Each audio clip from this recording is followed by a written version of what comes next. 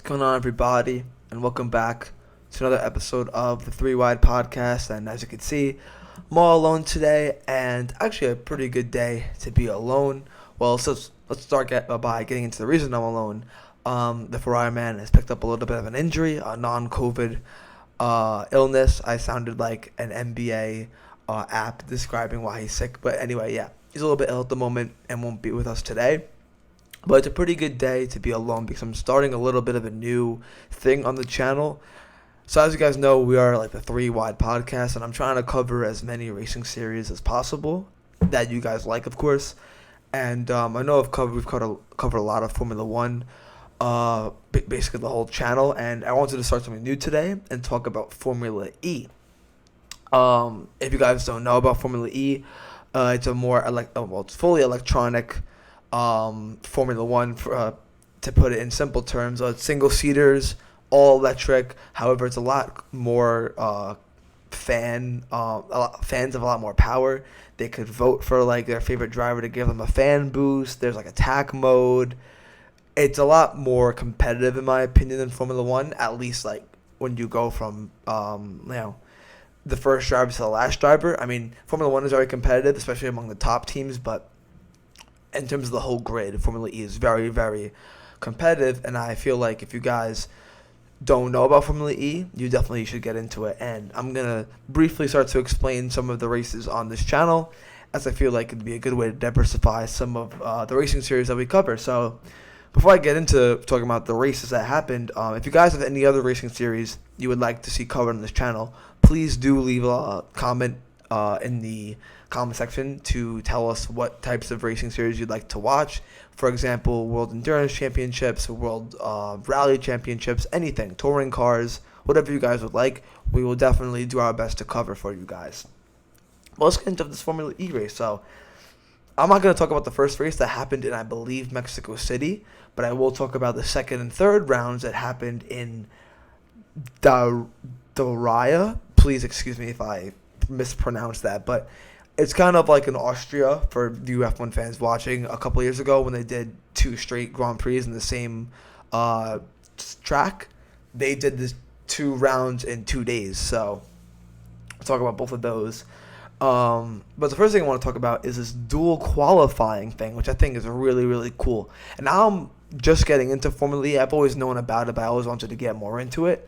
And I just really heard about this and have seen the dual qualifying thing work. So it's kind of, when you get into Q3 or the 10 drivers, it's kind of bracketized where the fastest driver will compete against another driver and he goes to another round. So you're kind of battling for different rows on the grid. So, for example, the last 2 drivers to compete in the dual qualifying thing become first and second on the grid, and like the first 2 drivers to compete become like 10th and 9th or whatever. Then it keeps going on like that, and it goes in like fastest qualifying order. It's really, really sick.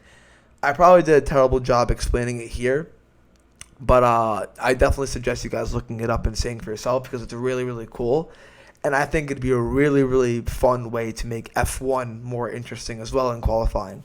I love qualifying as is, but if there could be like a little dual thing where it's a 1v1 qualifying session between fast drivers, I think that would make for great, great entertainment and would be really get the sport, it'll be better for the sport in my opinion, and I think Formula E does a really good job of doing this. So let me know what you guys think about that system in the comments, or if you're Formula One fans prefer just the regular qualifying 3, which I think is a really, really good method, but a nice little dual 1v1 styled qualifying is pretty, pretty cool too. Maybe like a sprint race in Formula One, maybe that's only implemented for certain races throughout the season, not every single one.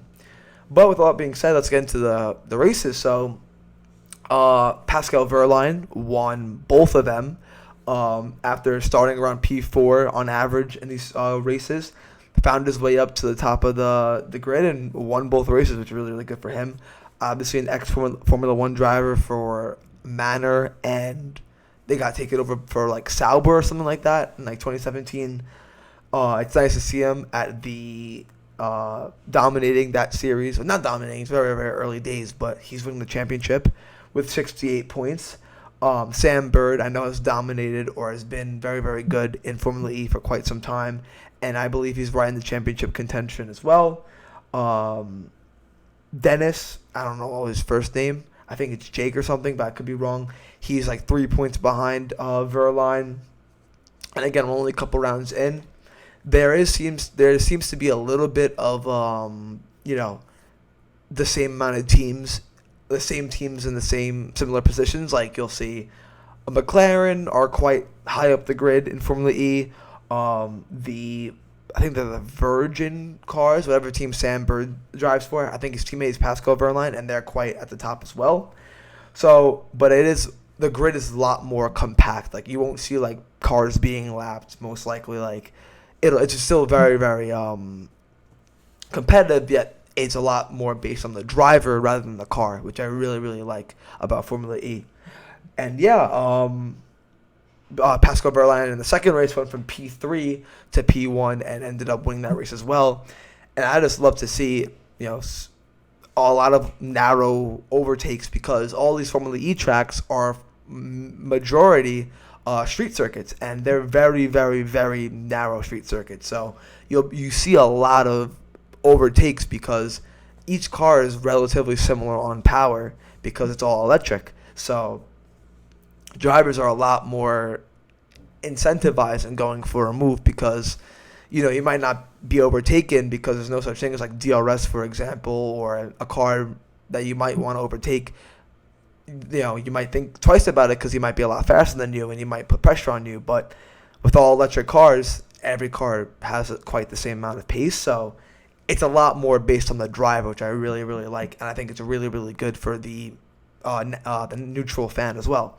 So, yeah, that's basically all I wanted to cover. I know it's not much because I'm only just getting back into Formula E, and I really want to get a deep dive into it.